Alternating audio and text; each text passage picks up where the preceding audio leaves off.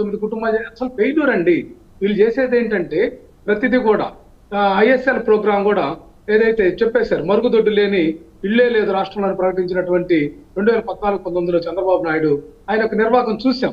ఇదంతా కూడా ఒక గోబెల్స్ ప్రచారము, అంతకు మించి మరొకటి లేదు. కానీ కొన్ని గణాంకాలు ప్రభుత్వం బహిరంగంగా చూపిస్తుంది కదా రామారావు గారు. ఇప్పుడు కూడా విజయ్ గారు చెప్పారు 21,40,000 కుటుంబాలు పైగా గుర్తించాం, ఇంకా ఆ సంఖ్య పెరుగుతూ ఉంది అని.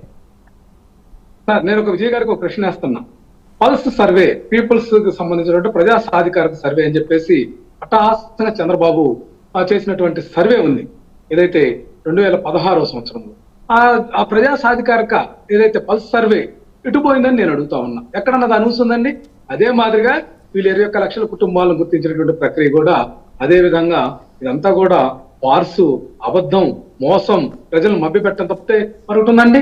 P4 పథకం ఎక్కడ అమలు అవుతుందని చెప్పేసి గుండెల మీద చేసుకొని చెప్పానండి. వాళ్ళ ఫెయిల్యూర్స్ ని వాళ్ళు ఎట్టి పరిస్థితుల్లో ఒప్పుకునేటటువంటి ఆ యొక్క సౌహృదయం కానీ, మార్చుకోవాలా మన ఆలోచనలు, అయితే మన తప్పులను మనము సరి చేసుకోవాలనేటువంటి విధానం కానీ తెలుగుదేశం పార్టీ కానీ చంద్రబాబు నాయుడు అండ్ కోక్ కానీ లేదనేది మనకు అర్థమవుతోంది. ప్రభుత్వంలో ఎన్ని వైఫల్యాలు వాళ్ళు ఏమైనా ఒప్పుకుంటున్నారనే ఒకటి కూడా ఇది కూడా అంతే. P4 అనేది అట్టర్ ఫెయిల్యూర్ ప్రోగ్రాము, ఎక్కడా కూడా కాగితాల మీద తప్ప ఆచరణలో కానీ కుటుంబానికి న్యాయం జరిగిందని 10 కుటుంబాలని పట్టుకు 10 కుటుంబాలను చెప్పండి చూద్దాం. చెప్పలేరు, చెప్పించలేరు.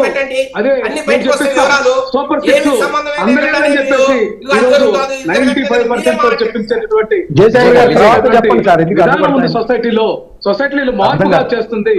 వీళ్ళు పెద్ద ఫార్స్ గా మార్చారు సొసైటీని. అబద్ధాలు చెవులు పూలు పెట్టి ఎవరైనా తెలియని వాళ్ళు అంటే ఆ పథకం వర్తించిన వ్యక్తులు ఖచ్చితంగా ఇది అమలు జరుగుతుందని భ్రమలు కల్పించడానికి నిస్సిగ్గుగా అబద్ధాలు పొల్లివేయటం వీళ్ళకి అలవాటుగా మారింది. మానుకోవాలి. ప్రజలు చీకొడుతున్నారు వీళ్ళని. వీళ్ళ యొక్క అబద్ధాలు వెళ్ళాక చెవుల్లో పూలు పెట్టుకొని ప్రజలు తిరిగేటటువంటి పరిస్థితులు కల్పించద్దు దయచేసి. మిమ్మల్ని ఇప్పటికే చాలా విషయాల్లో అభిశంసిస్తున్నారు. దేనికి సమాధానం ఉండదు. ఓసరి వెళ్ళిన మాదిరిగా రంగులు మార్చేటటువంటి ప్రయత్నం తప్ప ప్రజలకు మోసం పదే వదిలేస్తారండి వీళ్ళు. మోసపూరితమైనటువంటి మాటలు పదే 10 సార్లు మాట్లాడితే అది నిజంగా భ్రమించేటటువంటి ఒక సైకాలజికల్ గా ఒక థియరీని తీసుకున్నారు తప్ప ప్రజలకు న్యాయం చేయడానికి